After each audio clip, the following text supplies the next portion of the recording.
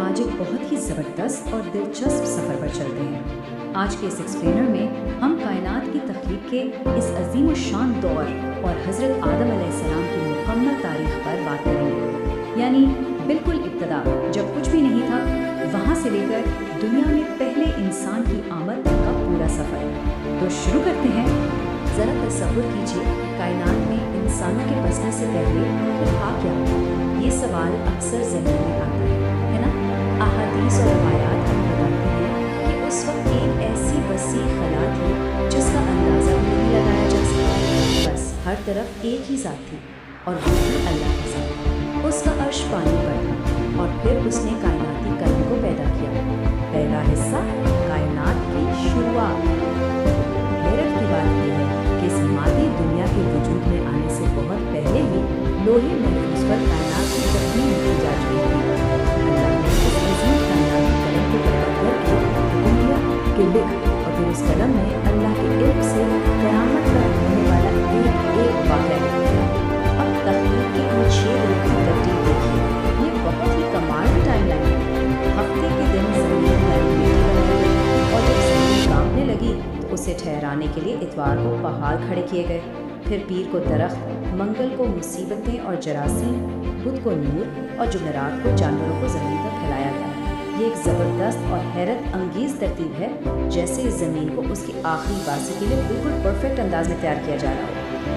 اب ذرا مخلوقات کے ان اقسام پر غور کریں، یہ ایک دوسرے سے کس قدر مختلف ہیں۔ فرشتوں کو خالص نور سے پیدا کیا گیا اور یہ آسمانوں پر رہتے ہیں، مکمل طور پر فرمانبردار۔ پھر جنات کو آگ سے پیدا کیا گیا جو انسانوں سے پورے 2000 سال پہلے بنے اور سمندروں کے ٹاپوؤں پر رہتے ہیں۔ اور آخر میں مٹی سے انسان کو پیدا کیا گیا جو اللہ کا نائب ہے اور سب سے آخری تخلیق۔ بالکل الگ الگ خصوصیات کے حامل یہ تینوں مخلوقات۔ دوسرا حصہ حضرت آدم علیہ السلام کی تخلیق۔ جمعے کے دن کی آخری گھڑیوں میں یعنی عصر کے بعد پہلے انسان کی تخلیق کا یہ زبردست اور عظیم شان عمل شروع ہوا۔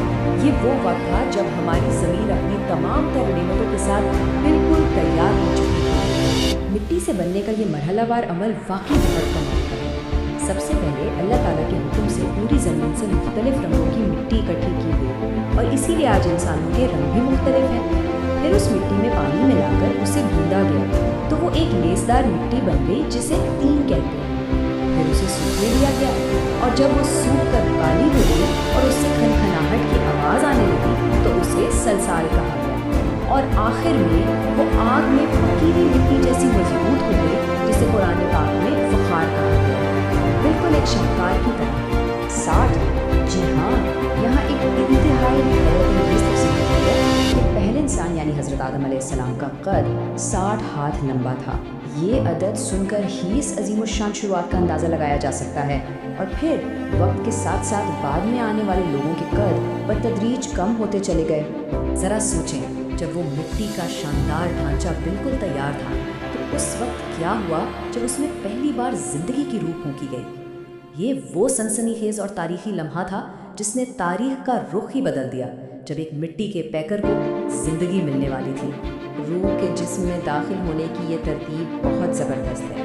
روح ایک دم سے نہیں بلکہ بتدریج داخل ہوئی۔ جیسے ہی یہ سر کی طرف سے داخل ہوئی، حضرت آدم کو چھینک آئی اور ان کی زبان سے پہلے الفاظ ادا ہوئے الحمدللہ۔ پھر جب روح آنکھوں تک پہنچی تو انہوں نے جنت کے خوبصورت پھلوں کو دیکھا، اور پھر جیسے ہی یہ پیٹ میں اتری تو تاریخ میں پہلی بار انسان کو بھوک کا احساس ہوا، یعنی ابھی روح ٹانگوں تک پہنچی بھی نہیں تھی کہ انسانی شکر گزاری اور جسمانی خواہشات دونوں کا باقاعدہ آغاز ہو گیا۔ تیسرا حصہ ہر کہانی میں ایک بہت بڑا موڑ آتا ہے۔ یہ آسمانوں کی تاریخ کی پہلی نافرمانی تھی، جب اللہ نے فرشتوں اور جنوں سب کو حکم دیا کہ انسان کو سجدہ کرو۔ سب نے سجدہ کیا سوائے ابلیس کے۔ تو نے مجھے آگ سے پیدا کیا ہے اور اسے مٹی سے۔ اس لیے آگ سے بنی مخلوق مٹی کی مخلوق کو خود سے بڑھتر اور حقیر سمجھ رہی تھی۔ اس نے خود کو بڑھتر سمجھا اور اسی نور میں اللہ کی واضح حکم کے معنی سے صاف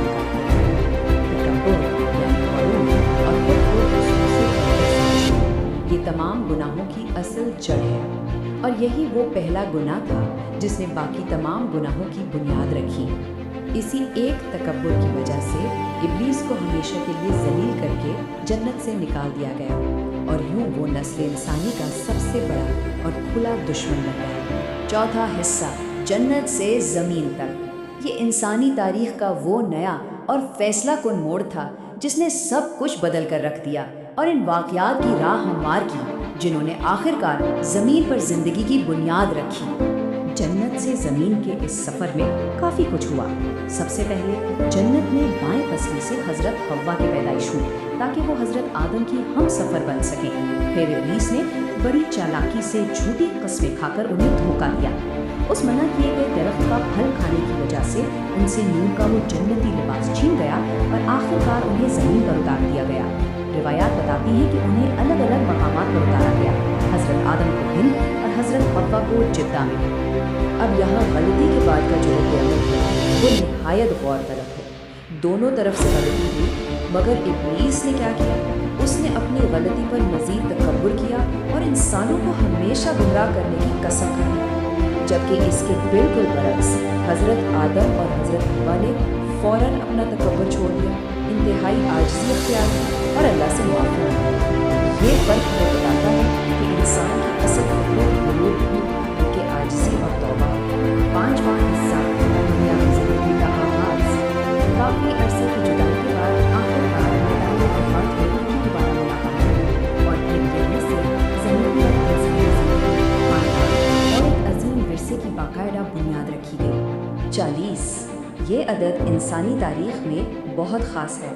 حضرت حوا نے 20 ولادتوں میں کل 40 بچوں کو جنم دیا، اور دلچسپ بات یہ ہے کہ ہر بار ایک لڑکا اور ایک لڑکی جڑواں پیدا ہوئے۔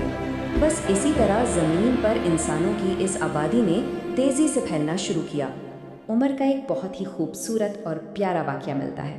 حضرت آدم کی کل طے شدہ عمر 1000 سال تھی، لیکن جب انہوں نے اپنے ایک پوتے حضرت داؤد علیہ السلام کی عمر صرف 60 سال لکھی ہوئی دیکھی تو محبت میں آ کر اپنی عمر کے پورے 40 سال انہیں تحفے میں دے دیے۔ کتنا عظیم باپ کا جذبہ تھا۔ اس طرح حضرت آدم نے دنیا میں کل 960 سال کی عمر گزاری۔ چھٹا اور آخری حصہ، حضرت آدم کا آخری وقت۔ وقت گزرتا گیا، انسانی نسل چاروں طرف پھیلتی گئی اور حابیل و قابیل کے اس دردناک واقعے کے بعد بالآخر دنیا کے اس سب سے پہلے انسان کا آخری وقت بھی قریب آیا۔ ان کے آخری دنوں کا یہ واقعہ نہایت جذباتی ہے۔